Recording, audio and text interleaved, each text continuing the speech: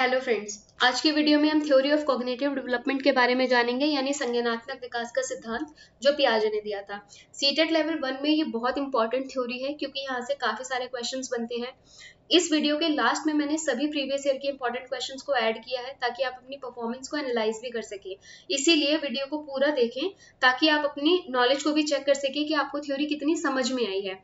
First stage जो है देखिए वो है सेंसरी मोटर स्टेज यानी संवेदी गामक अवस्था। सबसे पहले इसका एज ग्रुप देखिए वो है 0 to 2 ईयर्स। कई बार डायरेक्ट क्वेश्चन सिर्फ एज ग्रुप का ही आ जाता है कि सेंसरी मोटर स्टेज या संवेदी गामक अवस्था कौन से एज ग्रुप से रिलेटेड है, तो वो है 0 to 2 ईयर्स। उसके बाद ऑब्जेक्ट परमानेंस, इसकी खासियत जो सबसे ज्यादा है वो है ऑब्जेक्ट परमानेंस। ऑब्जेक्ट परमानेंस का मतलब है इस एज ग्रुप के बच्चे से के सामने से अगर आप उसकी कोई चीज जिसके साथ वो इन्वॉल्व था वो हटा दोगे तो बच्चे के दिमाग में उसकी इमेज रहती है, बच्चा भूलता नहीं है। इस एज ग्रुप के बच्चा अगर कोई टॉय कार के साथ खेल रहा था और आपने अब उसकी टॉय कार ले ली है, बच्चा रोएगा, वो भूलेगा नहीं कि वो अभी किस चीज के साथ खेल रहा था।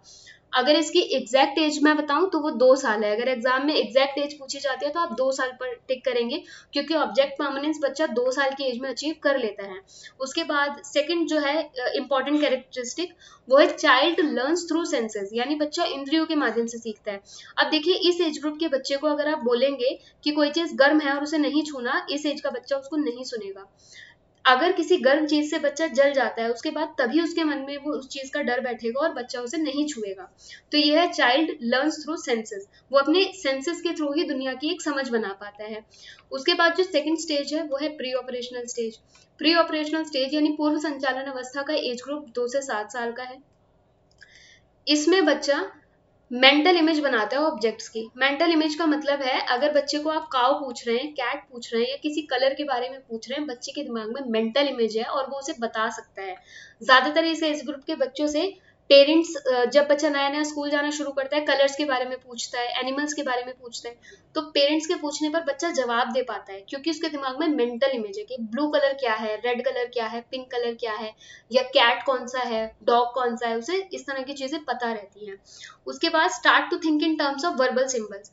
वर्बल सिंबल्स के साथ बच्चा सोचना शुरू कर देता है। इस एज का बच्चा ज्यादातर आपको सिंबॉलिक प्ले में इन्वॉल्व नजर आएगा। सिंबॉलिक प्ले मतलब प्रतीकात्मक खेल, जिसमें बच्चा अपने पापा की एक्टिंग कर रहा है या मम्मी की एक्टिंग कर रहा है या किसी सुपरमैन या किसी सुपर हीरो की एक्टिंग कर रहा है उसकी तरह बनकर। ये होता है सिंबल्स में बच्चा सोच पाता है इस एज ग्रुप का। उसके बाद जो सबसे ज्यादा इंपॉर्टेंट कैरेक्टरिस्टिक है वो है ईगोसेंट्रिज्म। ईगोसेंट्रिज्म का मतलब है कि इस एज का बच्चा अपने अराउंड ही दुनिया को की समझ बनाता है।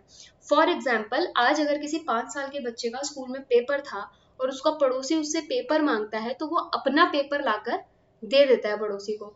उसके लिए पेपर मतलब उसका ही पेपर है जो आज उसके स्कूल में हुआ था, वो पेपर को न्यूज़पेपर से रिलेट नहीं करेगा क्योंकि उसकी दुनिया वही है जो उसके आसपास घटित हो रही है। इसके अलावा वो बाहर जाकर नहीं सोच पाता। इस एज का ही बच्चा होता है जो किसी चीज से जब टकरा जाता है और उस चीज को, चाहे वो निर्जीव हो, उसको मार दिया जाए तो उसे लगता है कि उस चीज को चोट लग गई क्योंकि उसकी दुनिया उसी के आसपास है। वो अभी नहीं इस चीज को समझ रहा कि ये चीज जिंदा है, या इसमें प्राण है या नहीं है, या इसको लग सकती है या नहीं लग सकती है। इसी को बोलते हैं ईगोसेंट्रिज्म यानी अहंकार केंद्रवाद, और ये सबसे ज्यादा इंपॉर्टेंट कैरेक्टरिस्टिक है प्री ऑपरेशनल स्टेज की। नेक्स्ट है lack of seriation ability. Seriation ability का मतलब है बच्चा सीरियल में नहीं लगा सकता चीजों को। अगर आप बच्चे को पेंसिल्स पकड़ा रहे हो और उसे बोलो कि आप इसे छोटे से बड़े या बड़े से छोटे के क्रम में लगाओ, बच्चा नहीं लगा सकता। ये लैक, इस एबिलिटी में बच्चा लैक करता है, क्रमबद्ध तरीके से किसी भी ऑब्जेक्ट को नहीं लगा पाता। उसके बाद है लैक ऑफ कंजर्वेशन। ये भी बहुत इंपॉर्टेंट है। लैक ऑफ कंजर्वेशन में क्या होता है कि सपोज करिए एक बच्चे को 8 ऑरेंजेस का जूस दिया जा रहा है। अब इन 8 ऑरेंजेस के जूस को और साथ ही 4 ऑरेंजेस का जूस रखा है। 4 ऑरेंजेस का जूस अगर लंबे और पतले ग्लास में डाल दिया जाता है और 8 ऑरेंजेस का जूस ज्यादा चौड़े बर्तन में डाल दिया जाता है, तो दिखने में 8 ऑरेंजेस का जूस क्योंकि चौड़े बर्तन में डाला गया है जिसकी ऊंचाई कम है, तो बच्चे को लगेगा कि वो 8 ऑरेंजेस का जूस कम है। 4 ऑरेंजेस का जूस क्योंकि लंबे और पतले ग्लास में है तो उसे लगेगा कि इसमें ज्यादा सामान है, ज्यादा क्वांटिटी में कोई चीज है। ये है लैक ऑफ कंजर्वेशन, जहां पर वो कंजर्व नहीं कर पा रहा है। बाहरी दिखावट के बावजूद वस्तु अपरिवर्तित लगती है, यानी उसे लगता है कि कोई भी चीज अनचेंज्ड है। उसको दिखने में जो चीज जितनी सही लग रही है उसकी समझ उतनी ही बन पाती है। यह है लैक ऑफ कंजर्वेशन। इस एज ग्रुप की सबसे ज्यादा इंपॉर्टेंट जो 3 चीजें मैं कहूंगी वो है egocentrism, lack of seriation ability, lack of conservation. ये 3 चीजें आपको जरूर पता होनी चाहिए। अगर ये 3 चीजें आपको पता है, आपको प्री ऑपरेशनल स्टेज में कहीं पर भी रुकावट नहीं आने वाली है, आप आसानी से क्वेश्चंस को सॉल्व कर पाएंगे। थर्ड स्टेज है concrete operational stage. Concrete operational stage का जो एज ग्रुप है वो है 7 to 11 ईयर्स का, यानी मूर्त संचालन अवस्था। जिन चीजों की एबिलिटी यहाँ पर नहीं होती है सेकेंड स्टेज में, वो थर्ड स्टेज में बच्चे में आ जाती है। बच्चे में कंजर्वेशन अब आ जाती है। उसके बाद बच्चा अब अडल्ट की तरह सोच पाता है, सीरिएशन बच्चा कर सकता है, रिवर्सिबिलिटी यानी पलटकर बच्चा सोच पा रहा है किसी चीज को, कि अगर कोई चीज अब जलकर राख हो गई है तो राख होने से पहले अगर क्या था उससे पूछा जाएगा तो बच्चा बता सकता है कि राख होने से पहले कागज था या कोई लकड़ी थी या कुछ भी थी। उसके बाद जो लास्ट है वो है लॉजिकल थिंकिंग। इस एज ग्रुप का बच्चा लॉजिकल थिंकिंग करने लग जाता है, लॉजिक्स में सोचने लग जाता है। इस एज ग्रुप में सबसे ज्यादा इंपॉर्टेंट सीरिएशन, रिवर्सिबिलिटी और लॉजिकल थिंकिंग है। लास्ट स्टेज जो है वो है फॉर्मल ऑपरेशनल स्टेज, औपचारिक परिचालन चरण। इसका एज ग्रुप 12+ ईयर्स का है। यहाँ पर बच्चा एब्स्ट्रैक्ट फॉर्म में सोचने लगता है। यहाँ की जो थिंकिंग है वो है कंक्रीट, लेकिन यहाँ पर एब्स्ट्रैक्ट सोच पा रहे हैं। एब्स्ट्रैक्ट का मतलब है अमूर्त, कोई चीज मूर्त रूप में यानी हमारे सामने नहीं भी मौजूद है, मूर्त अमूर्त इस तरह से समझ सकते हैं। मूर्त यानी मूर्ति जो हमें दिख रहा है, अमूर्त जो चीज हमें नहीं दिख रही है। तो फॉर्मल ऑपरेशनल स्टेज का बच्चा हमेशा अमूर्त चीजों को भी समझ पाएगा। हम तभी इस एज ग्रुप में ही इस तरह के क्वेश्चंस को मैथ्स में भी इन्वॉल्व करते हैं कि suppose x is equals to 9। यहाँ x इज इक्वल्स टू 9 की सिचुएशन हम नहीं रख सकते हैं क्योंकि बच्चे में इस चीज की अभी समझ नहीं डेवलप हुई है। यहाँ पर हम लेट टाइप के क्वेश्चंस दे सकते हैं। थिंक एब्स्ट्रैक्टली इसकी सबसे बड़ी कैरेक्टरिस्टिक है जिसमें बच्चा अमूर्त रूप से सोच पाता है। हाइपोथेटिकल डिडक्टिव रीजनिंग, यानी यहाँ पर बच्चा काल्पनिक रूप से अगर आप कुछ एग्जाम्पल देंगे कि मान लीजिए ऐसा था और फिर ऐसा हुआ, तो बच्चा इस चीज को समझ पाता है और इस विचार को ग्रहण भी कर पाता है। नेक्स्ट जो थर्ड है इसकी कैरेक्टरिस्टिक वो है prepositional reasoning, assess the validity of verbal assertions possibilities rather than actual events, यानी वास्तविक घटनाओं के बजाय मौखिक दावे के संभावनाओं की वैधता का आकलन करता है। वास्तविक घटना जो भी है, अगर उसके सामने कोई आपने वर्बल असर्शन दे दी, मौखिक दावा दे दिया कि मान लीजिए कोई गाय जो है वो बछड़ा है, तो बच्चा इस चीज की वैधता, इस चीज की संभावना के बारे में सोचेगा, वो इसे सिरे से खारिज नहीं करेगा। इसी को हम, आई होप आपको चारों ही अच्छे से समझ आ चुकी होंगी। इसके बाद आप इन क्वेश्चंस को भी चेक कर सकते हैं। तो देखिए फर्स्ट क्वेश्चन है, which of the following is not correct about Piaget's theory of cognitive development. Cognitive development के बारे में क्या सही नहीं है। Children progress through distinct stages in a fixed order. Fixed order में स्टेजेस आती हैं। Learning is an active construction of knowledge. Learning तभी हो सकती है जब आप एक्टिवली इन्वॉल्व हो नॉलेज कंस्ट्रक्ट करने के लिए। Cognitive development involves assimilation and accommodation, और social interaction is crucial for cognitive development. Interaction, यहाँ पर देखिए आप नॉट वर्ड पर ज्यादा ध्यान दीजिए। यहाँ नॉट वर्ड का मतलब है आपको नेगेटिव स्टेटमेंट पर ज्यादा फोकस करना चाहिए अगर आपको कुछ और नहीं भी समझ आ रहा है तो देखिए children progress through distinct stages थी, सभी फिक्स्ड ऑर्डर में आती है, एक के बाद एक आती है। पियाजे ने कभी भी नहीं कहा कि कोई बच्चा ऐसा होगा जो सेकंड स्टेज से सीधा फोर्थ स्टेज पे जंप कर जाएगा। हर इंसान का बच्चा हर स्टेज को पकड़कर आगे चलता हुआ फिक्स्ड ऑर्डर में ही आगे बढ़ता है। उसके बाद है active construction of knowledge. Her stage को जब आप पढ़ेंगे, आप समझेंगे, आपको समझ में आएगा कि पियाजे ने हमेशा इस बात पर जोर दिया है कि बच्चे को जो भी नॉलेज कंस्ट्रक्ट कर रहा है वो एक्टिव रहकर ही कर रहा है।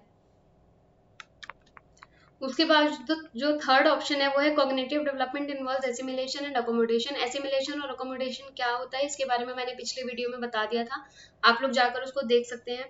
तो एसिमिलेशन और अकोमोडेशन का भी बहुत इंपॉर्टेंट रोल बताया है पियाजे ने अपनी थ्योरी में। तो जो फोर्थ स्टेज है social interaction is crucial for cognitive development, वो गलत है क्योंकि बिना सोशल इंटरेक्शन के बच्चा लर्न कर ही नहीं सकता है। तो नॉट करेक्ट में ऑप्शन नंबर 4 आपका सही होगा। उसके बाद out of the following which alternative shows characteristic of concrete operational stage given by Jean पियाजे।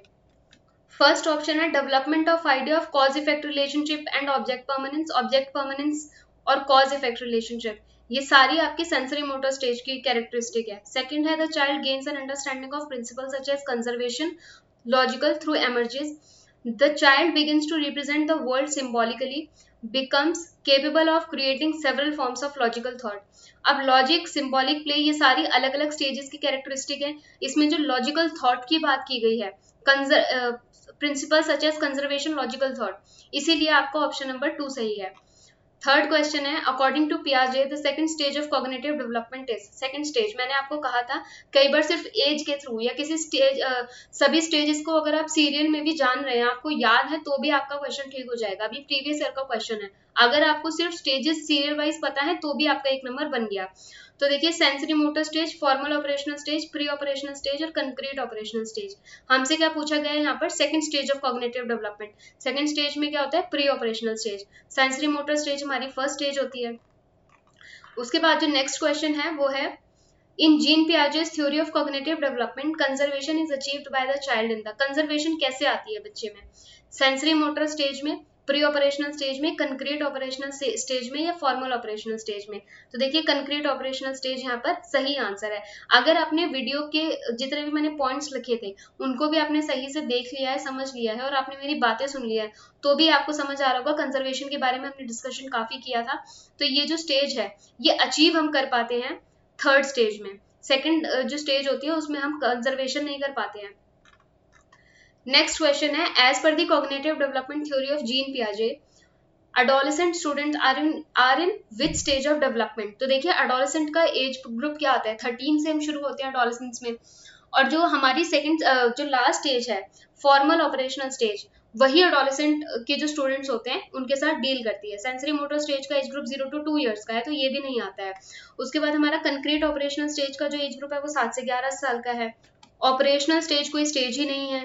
Formal operational stage जो हमारी लास्ट स्टेज है, फोर्थ स्टेज है जीन पियाजे की, वही एडोलसेंट स्टूडेंट के साथ डील करती है। तो ये हमारा लास्ट क्वेश्चन था आज का। आई होप आपको वीडियो पसंद आई होगी। अगर आपको वीडियो पसंद आई है तो प्लीज वीडियो को लाइक कीजिए, चैनल को सब्सक्राइब कीजिए। इस वीडियो के रिगार्डिंग आपको कोई भी कंफ्यूजन है, डाउट है, आप मुझे कमेंट सेक्शन में बता सकते हैं, मैं उसका जरूर रिप्लाई करूंगी। साथ ही इसके अलावा अगर आप किसी टॉपिक पर वीडियो बनवाना चाहते हैं कमेंट सेक्शन में बताइए, मैं उस पर वीडियो बनाऊंगी। Thank you so much.